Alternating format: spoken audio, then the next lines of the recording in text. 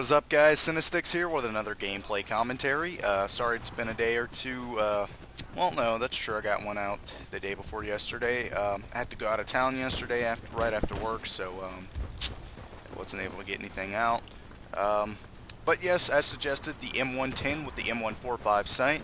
I really do enjoy this sight on this weapon, one of the few weapons that I enjoy it with, and I really do enjoy this weapon. Suggested attachments, though, right off the bat are the tactical stock, being that it decreases recoil overall with semi-automatic sniper rifles.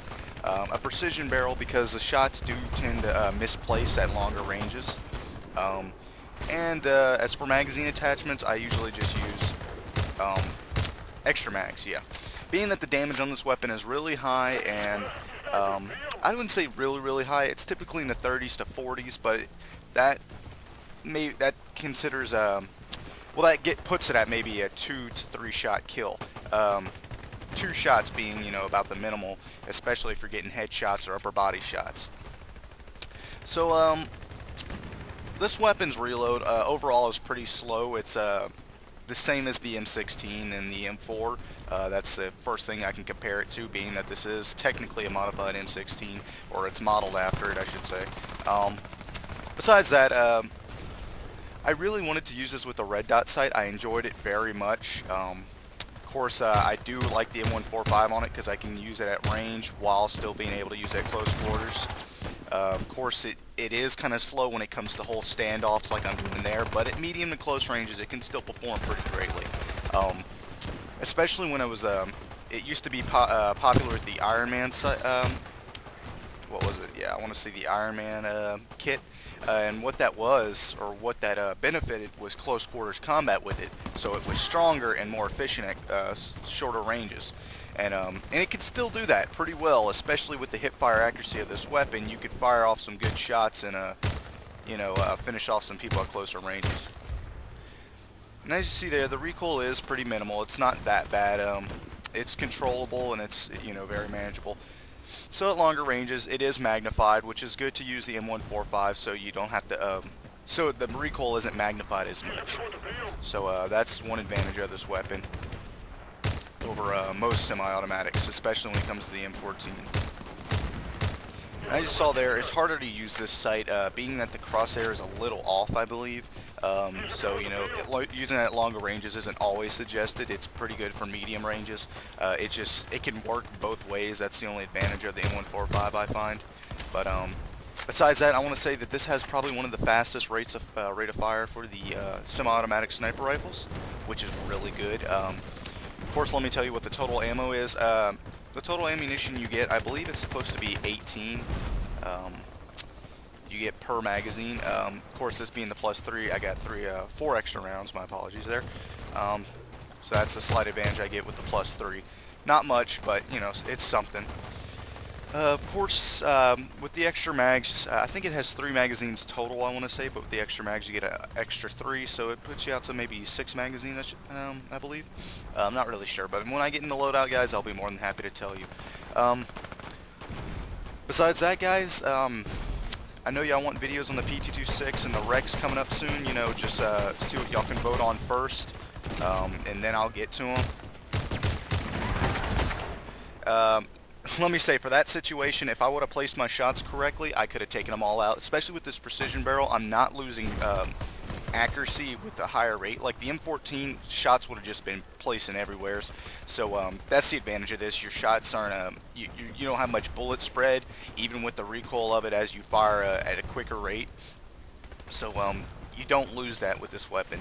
And I'm pretty sure this weapon could do really well with some high power ammo or some Viper mags, which I hope to get to soon. I'm only at rank 23. I'll get it later on. But I'm really curious to try out some better power ammo with it. I've used CQC ammo on it before. It works just as good at medium ranges, which is good and all. So I really enjoy that. But besides that, guys, that's nothing much else I could say about this weapon. I'd say it's a buy. If you really want a semi-automatic weapon, this weapon is the one to go for. Of course, the M14 is really good as far as power goes for it, but if you want something to start off with, kind of get you used to semi-automatics, this is the weapon to go for. Of course, The SVD is really good, and I can't wait to do my video on that. I really enjoy the Dragunov. It's one of my favorites. Even though I just recently got it, I've actually never used it before, honestly. So I just used it when I bought it the other day. So I don't have the +3 variant of that, but the standard, it is really good. I enjoy it so much. As you saw there, make a quick note, that recoil was really easy to control. It just kind of bounced left to right, but it was easy to snap right back onto the enemy and just finish them off with ease. Alright guys, well this round's coming to an end. I'll let you enjoy the rest of this video.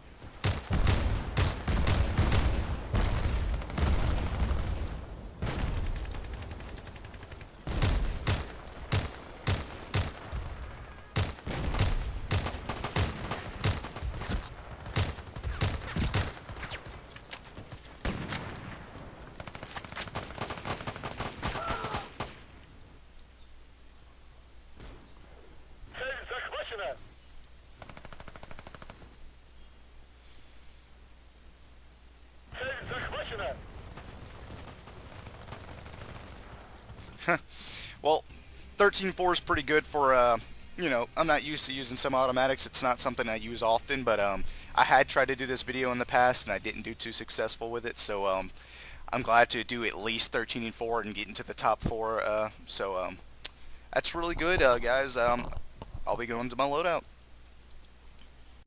So here we are, the M110 +3 sniper rifle. Of course, not much different from the standard, only in damage. Like I said, well, that's odd. I had my high capacity mags on there. I thought I had my extra mags. I do prefer to use those instead. So let me put that back on there. Alright, now, required attachments are the precision barrel and tactical stock. So this weapon has a higher accuracy at longer ranges, being that the bullet does drift but not drop. It will kind of scatter at a longer range. I've noticed this on Karkin a lot, and this is just since the nerf. Of course, the M145 and even the hollow sight, all these attachments are really good for it. It's plays so well for counter sniping and aggressive recon really well, especially with some higher power ammo. It can do outstanding. It just perform really well. Of course, the tactical stock, that does lower the overall recoil for when it comes to semi-automatic sniper rifles, so I do highly suggest that attachment. Being that the stabilize does nothing for it, and all the other ones I've used really don't do much. Haven't gotten around to getting a Thunderbolt stock yet, but like I said, guys, y'all may not want to invest in that, because like all it is toned down Elite Legacy, and you do have to be a high rank for it, so you know, it's maybe not all that worth it. Now, the total ammunition this weapon has, let me go to the standard so I can give you those stats, is 14 rounds per magazine, just like all the other semi-automatics, with 3 magazines total, which is exactly what I had said. It has 3 magazines. It has high range already, so range isn't a problem for it. It can maintain its range and its damage at longer ranges.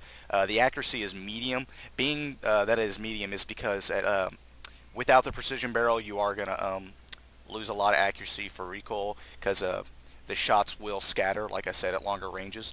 The rate of fire is medium semi-auto. It is one of the faster ones I've noticed. The M14 can be quicker at times, and the Dragunov can be pretty quick, but I noticed this one it feels faster because it actually gets on target and, you know, gets out good damage quicker. Of course, the standard scope on it is a level 3 zoom, which isn't much, you know, to gall at, you know, but as for the damage, it's medium. Like I said, it's in the 30s, 20s to 30s to 40s, and it could be even a 50 or 60 on a headshot, like most of the rest of the semi-automatics. The price that this thing goes for, lasts forever, is 45,000 credits and 1,249 funds, which is the minimal amount of funds for most last forever weapons. So, you know, that's not that bad, but it's well worth getting it, I believe. So guys, that pretty much sums up this video. What to do next, I'm not sure. I need suggestions again. I'm sure y'all want to see a pistol or something. I was actually going to do a training point video next. I guess I can go ahead and do that.